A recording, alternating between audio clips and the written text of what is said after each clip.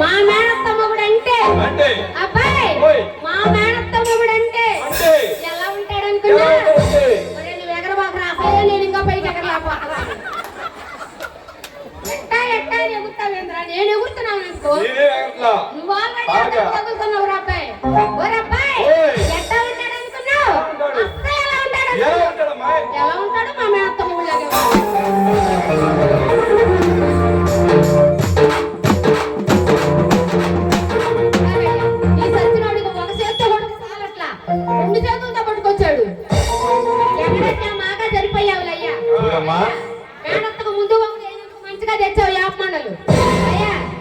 చూడమ్మా, రంగమ్మ దేవికి మీ మేనత్తమ్ముడు కదమ్మా కనిపించింది.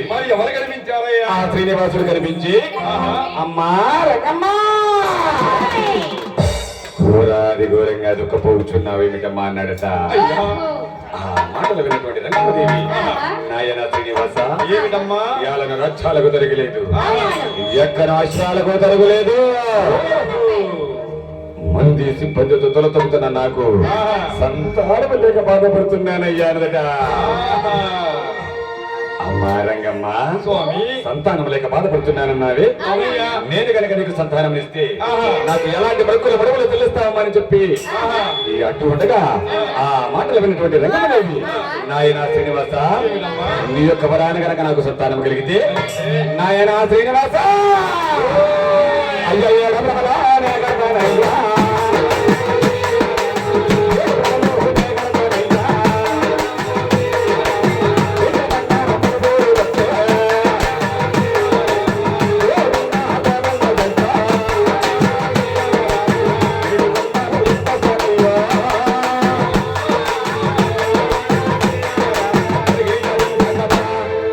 శ్రీనివాస నీ యొక్క వరాన గనక నాకు సంతానం కలిగితే, ఏడు ప్రభలు కట్టుకుని వెండి బంగారం ముడుపులు కట్టుకుని ఈ దేవస్థానానికి వస్తానని ఆయనదట. శ్రీనివాసుడు, చూడమ్మా రంగమ్మ, వెండి బంగారం ముడుపులు కట్టేవారు నాకు చాలా మంది ఉన్నారు, కానీ గోవింద గోవింద అంటూ నా సన్నిధికి వస్తే నాకు ఒరిగేది ఏమిటమ్మా అన్నాడట. మాటలు విన్నటువంటి రంగమ్మదేవి, నాయన శ్రీనివాస ఏడు ప్రభుల కొరత చాలా పడుతున్నావు కాబట్టి నీ యొక్క వరాన గనక నాకు సంతానం కలిగితే, నాయన శ్రీనివాస అయ్యో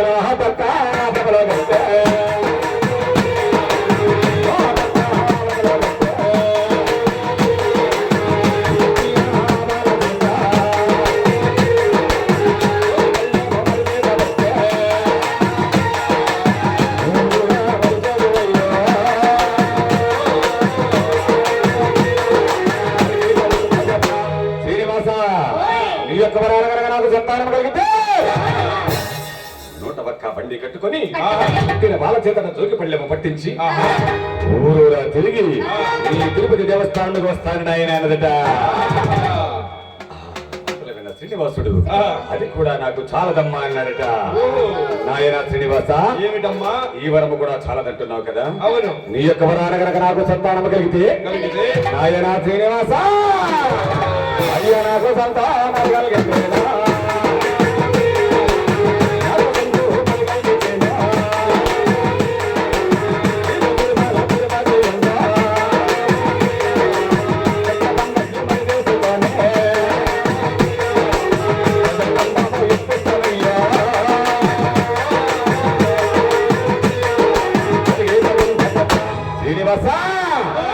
నీ యొక్క వరాన గనక నాకు సంతానం కలిగితే తిరుపతి దేవస్థానం నందు ధ్వజస్తంభం ఎత్తిస్తానని ఆయన అన్నదట. ఆ మాటలు విన్న శ్రీనివాసుడు, అది కూడా నాకు చాలదమ్మా అన్నాడట. నాయన శ్రీనివాస ఇన్నెన్ని బ్రొక్కులు బ్రొక్కినా, ఇన్నెన్ని ముడుపులు కట్టినా నాకు చాలదు ఇదే నా ఆఖరి బ్రొక్కు. నీ యొక్క వరాన గనక నాకు సంతానం కలిగితే, నాయన శ్రీనివాస అయ్యో నాకు సంతానం కలిగితేనా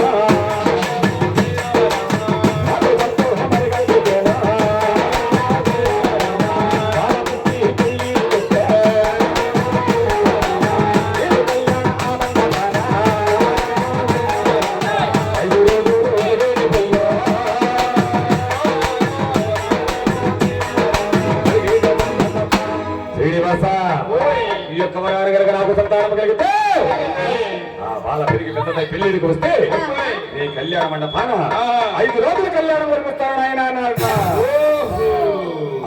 మాటలు విన్నటువంటి శ్రీనివాసుడు చూడమ్మా రంగమ్మ, నీవు మొక్కిన మొక్కులు ఈ ఒక్క మొక్కైనా మరచిన రంగమ్మ, నీకు కాకపోయినా నీకు పుట్టే సంతానానికి కష్టాలు తప్పమని చెప్పి అంతర్ధానమై వెళ్ళిపోయాడట. ఏ గొప్పవాడా! ఇక వరాన్ని తీసుకున్న రంగమ్మదేవి తన భర్త గారితో ఏమంటున్నదయ్యా, అయ్యా నాథ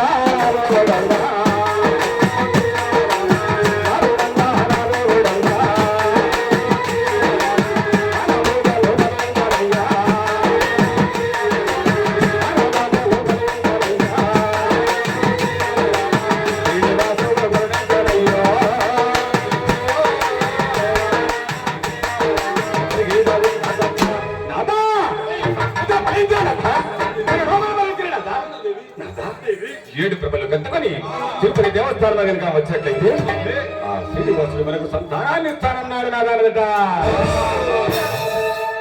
మాట ప్రకారం అలా శివరామయ్య గారు తన పాలేరు వద్దకు వెళ్ళి సాగరయ్య రేపు వేకు జాముని 7 ప్రభలు కట్టుకుని తిరుపతి దేవస్థానానికి బయలుదేరి వెళ్ళాలి చూడండి రా అన్నాడట. మాట ప్రకారం 7 ప్రభలు కట్టుకుని ఈ విధంగా తృప్తి వెళ్తూ ఉన్నారయ్యా.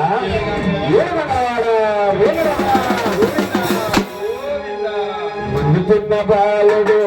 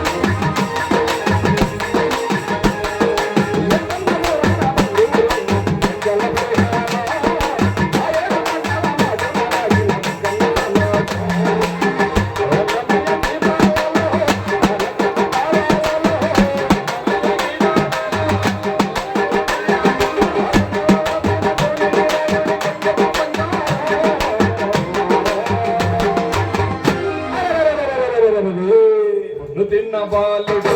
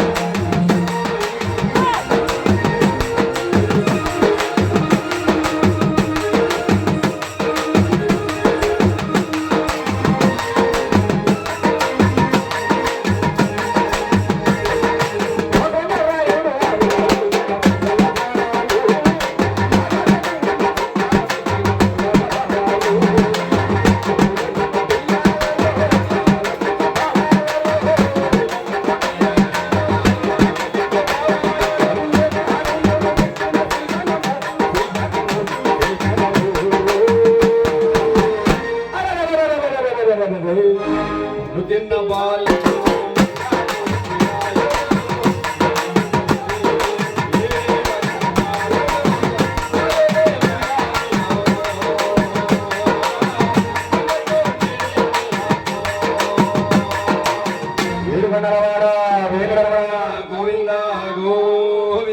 ఆ విధంగా పల్లవాడు దిగువ తిరుపతికి చేరుకున్నారట. అందులోనే భార్యాభర్త ఎదురు కూడా ఆడవాళ్ళు కూడా ఇట్లా స్నానం ఆచరించి బ్రహ్మమడిలో వేసుకుని అలా దేవస్థానం చుట్టూ ప్రదక్షిణ చేస్తూ ఉండగా అందులోనే శివరామయ్య గారు ఏమంటున్నారయ్యా, దేవి ఎంతసేపు చూసినా కానీ ఆ శ్రీనివాసుడు కనిపించడలేదే. అనిగల నగరంలోనే కాకుండా ఈ తిరుపతిలో కూడా నన్ను గుర్తుపోతు శివరామయ్య పిలిపించాలని తెచ్చుకుని వచ్చావా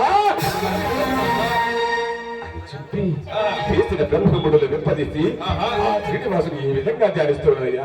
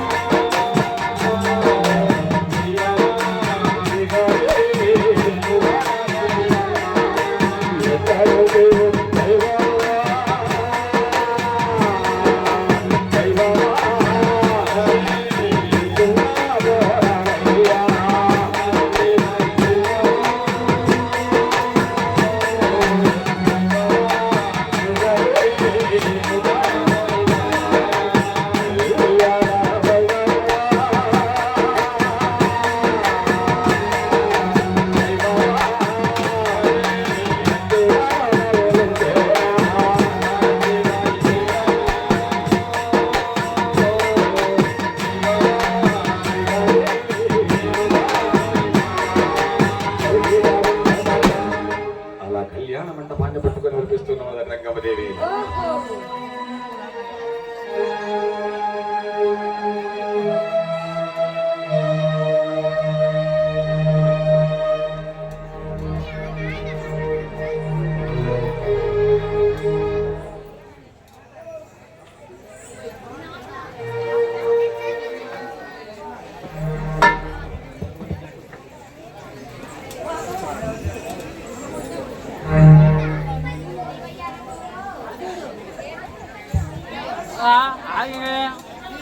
आगे